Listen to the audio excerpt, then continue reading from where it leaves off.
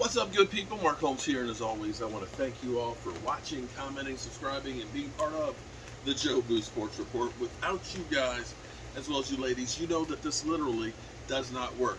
It's actually raining a bit outside here. Actually, I have a retractable canopy that I mounted to the deck, so that way it can kind of keep some of the sunlight out.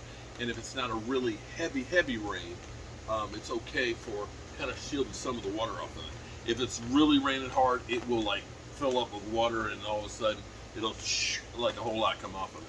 But it's just kind of enough rain to make it kind of miserable. So I put it out while I'm doing this fireside chat and got the fire going. And before I get on to the Cowboys, let me say thank you, especially to Isaac Martinez, who did like 200 and some plus dollars in donations to help out with our Stuart Morrison GoFundMe. We're going to be leaving 2 weeks from tomorrow to go to Texas to work on his house, and Stuart came on tonight and he told the whole story and situation of where he is. Unfortunately, they don't know exactly how to try and attack this specific cancer. It's a very rare cancer. They're going to be doing just regular chemo with him, and they gave him about a 20 to 30% chance of it actually working on it and things. So, yeah, that's where we are with that. So, thank everybody who has donated to it, because one of the things that Stuart wants to do more than anything else is to make sure that his mom is taken care of and that the house is in really good shape for her. She's 79 years old and has taken care of him through the last 16 years of him being paralyzed. So shout out to Mama. The Cowboys, couple of things. The funny thing is, the price of doing business is going up. It's NFL inflation, okay? Players aren't getting cheaper. Just like we're paying more for gas and for mayonnaise and ice cream and everything else, 2x4s and OSB, NFL players are costing more money. It's almost comical, because we were looking at Amari Cooper and talking about how much Amari Cooper was costing, $21 million. Well, guess what? A tight end who only had 445 yards in receptions last year just got $14.5 million. $28 million of it guaranteed fully. So now, a guy like Dalton Schultz, you got to look and say his number is starting out at $14.5 million. That's the starting point for negotiations. It's costing more money for players. I know Stephen Jones is like, geez. You know, when you think that he offered DeMarcus Lawrence $10 million on a one-year deal, and now you see that Dalton Schultz is now worth, 14, 15 million, it lets you know how quickly this money is going up. And the thing about it is this. We're looking at the numbers right now after going through COVID, before all the new money comes into the NFL. The new money that's coming into the NFL has not started yet. The gambling money, the Amazon money, the Apple TV money, all that money is really not kicking in until the 23 season and 24 season. There were some projections that I saw. They were saying, and this was a couple years ago before the pandemic, but they were looking at by 2026 or 2027, the salary cap being about $460 million. So the salary cap is $460 million. The number you're looking at for the price of a quarterback right now is chump change. We're looking at probably $70 million for quarterbacks in probably the next 2 or 3 years. That's going to be a fact. And for those that are saying that the players are overpaid, well, I hate to tell you, the players' pool of money is only 48% of the revenue. 52 goes to 32 NFL teams. So maybe NFL players, in the grand scheme of things, in comparison to teachers and firefighters and doctors and stuff like that, are paid way more than what people that are actually doing things that are truly things that we have to have done. I mean, you need a good doctor when your ass is sick, okay? Or if you've had too many hot wings like I have, then I might be needing a doctor later on tonight.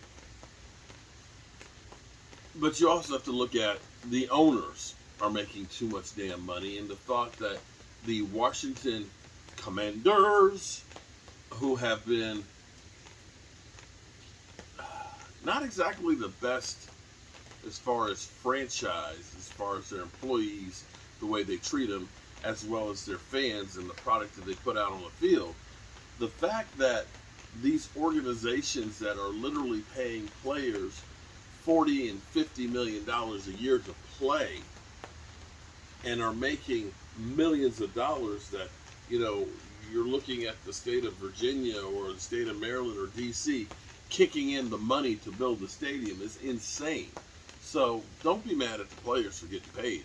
At least they're keeping some of that money from those, billionaire guys that are buying 300-foot yachts and doing all kinds of crazy stuff.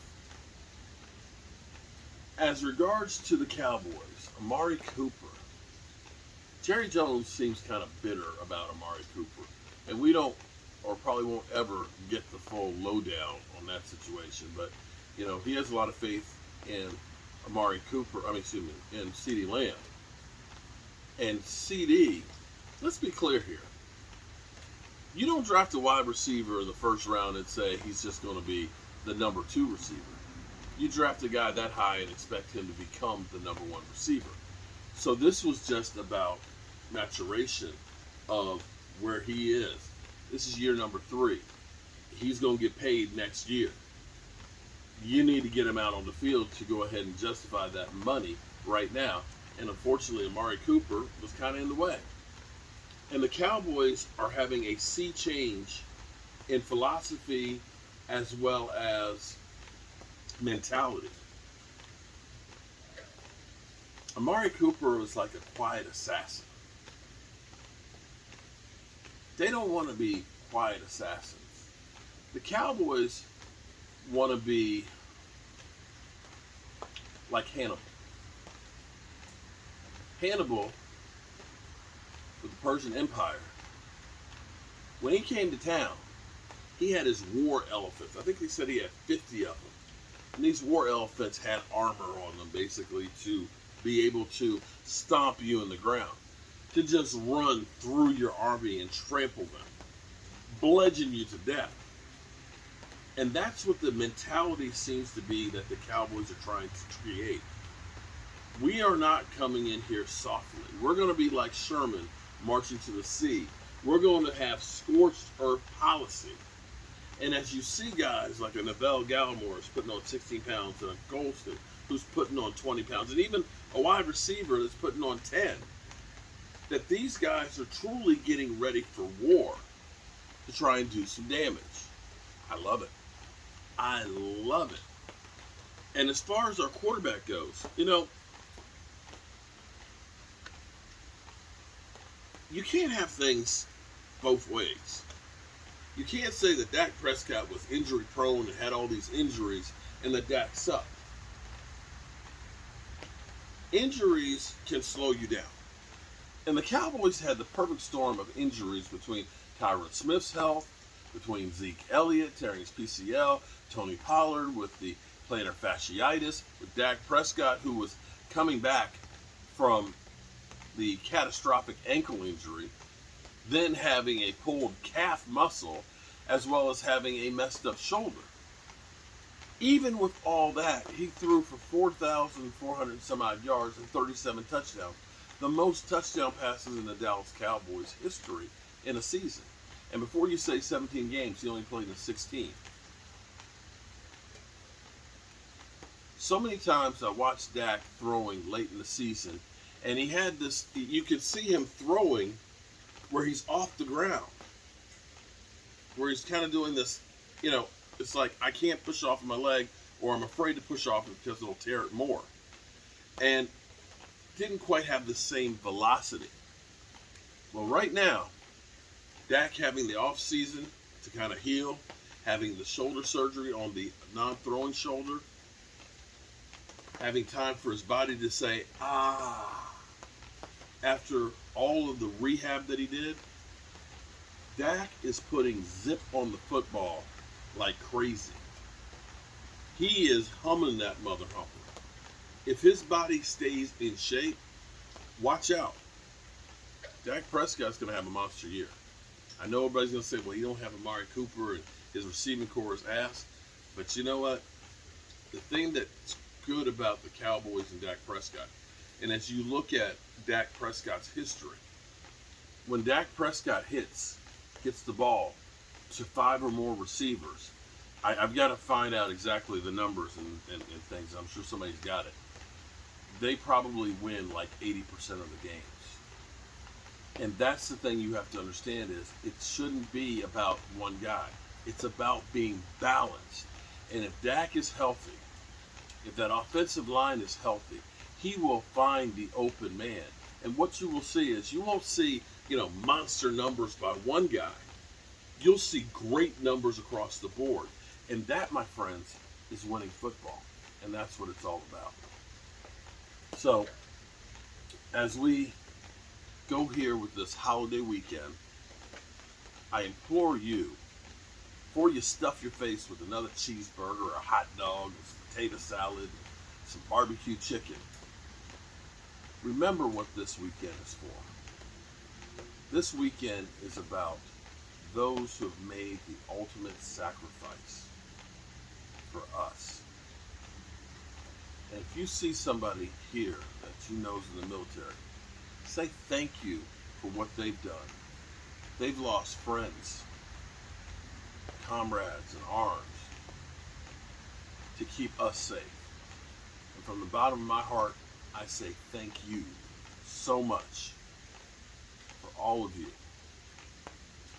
And with that being said, I feel my stomach rumbling, and I need to get my hind parts in here before I I appreciate each and every one of you guys.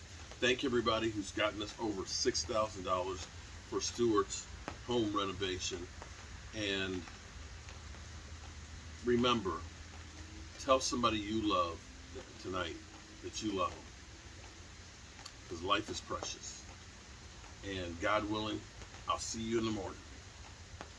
Peace out.